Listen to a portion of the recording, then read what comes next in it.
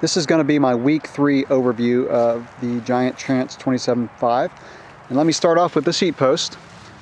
I did get the seat post repaired, and this cartridge was the culprit. This did not have any pressure inside the cartridge. Giant did send a new cartridge, and the new one's working great. I do like the design. The way this works is you run the cartridge this way if you're going to run the cable inside the frame and up to the bottom of the seat post. If you want to run it externally, which it has a port on the back, you would flip it this way. So, like I said before, it's a really nice design that works really well. I did have an external routing on my Giant Rain, and I like the internal a lot better.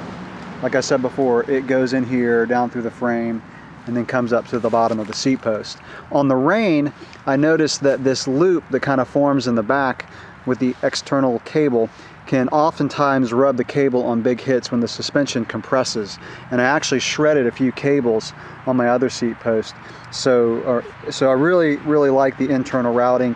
And when you sit on the saddle, it's real firm. It doesn't give any compression, or you know, there's a tiny little bit of side-to-side flex, but I've noticed that on every suspension seat post that I've used. So I'll give a longer term report later on down the road, but so far so good. It works really smooth.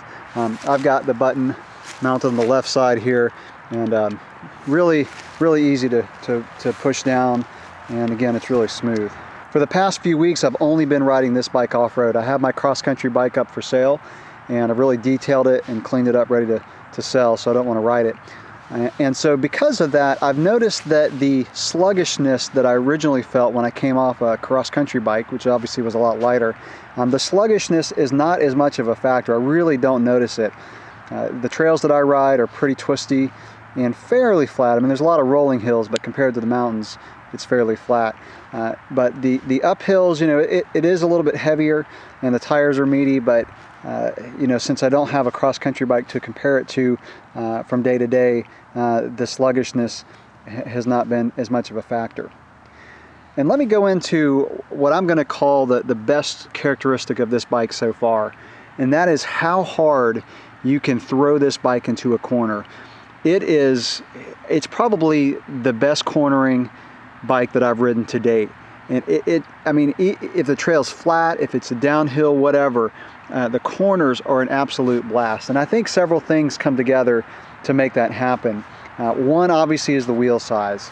These wheels, being larger than a 26er, are going to have more grip in the corners, and being smaller than a 29er, they're going to have that playfulness and ability just to throw it into a corner. So that comes into play. I think the geometry is also pretty dialed on this bike. It's got a 67-degree head angle, which on paper seems pretty slack, but I have not noticed that slows the handling down on the bike. I did notice while I'm on that the front end is fairly heavy. I mean, these aren't really lightweight wheels. It's a talus fork, so the front end doesn't loft really easily, but you know, it's not bad. It's pretty average. But back to the cornering, you know, the geometry I think is really dialed for this bike for cornering. And then the tires. I had mentioned before that I had not used the knobby nick tires before, and I actually forgot that on my Giant Rain that I had before, I did have these tires. So I'm used to them. They are a meaty tire, but they have a ton of grip.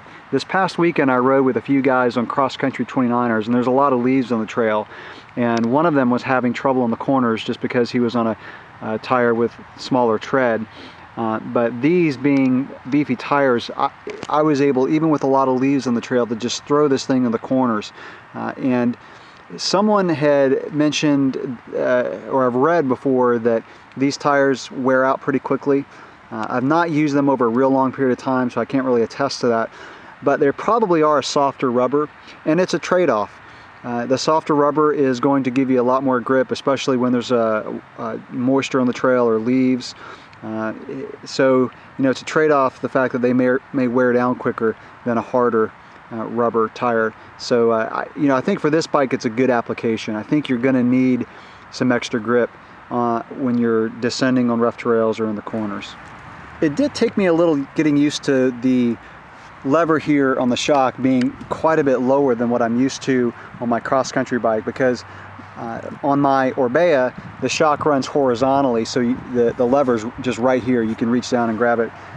So on this one, I had to look down for the first few times that I did it. Once I switched the lever a few times, it became more natural and I didn't have to look down every time. It is pretty low, so it's probably to where you want to set it before you get on a rough descent. Once you're on a rough descent, it's kind of a far reach to take your hands off the bars if you're in kind of a sketchy situation. But once I got used to it, it wasn't too bad. I really hit the water bottle issue before in my other videos, so I'm not going to go into that. But I will say that with this cage that sits lower, that you know, it's not a big deal. With the bottle that I have, not much clearance here, but I'm able to get it in and out pretty easily. It is a side mounted cage, so you probably want to go with a side mount cage, or definitely one that has bolt patterns to where you can drop the cage down a little bit. Somebody put a comment on my channel that perhaps Giant did this so that you could run a shock with a piggyback reservoir.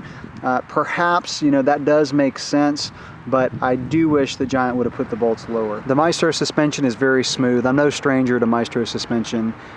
One of my favorite designs, and this bike is just like the other ones that I've ridden, in that it's plush when it needs to be plush and firm when it needs to be firm.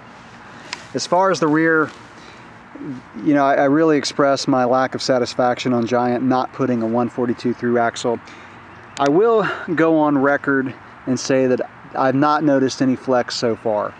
Like I said before, I'm a light rider and I've not ridden in the mountains yet, but so far so good as far as the flex. Whether a 142 would have made a difference or not, you know, I don't really know at this point.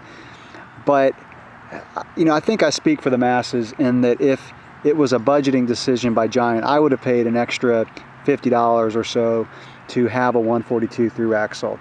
But so far, so good. So that's going to wrap up my week 3 overview aboard the Giant Trance 27.5. Stay tuned to my channels for some more follow-up videos to this. I'll probably start spacing these out a little bit more, but I do want to have one with some riding footage aboard this bike. So thanks for watching.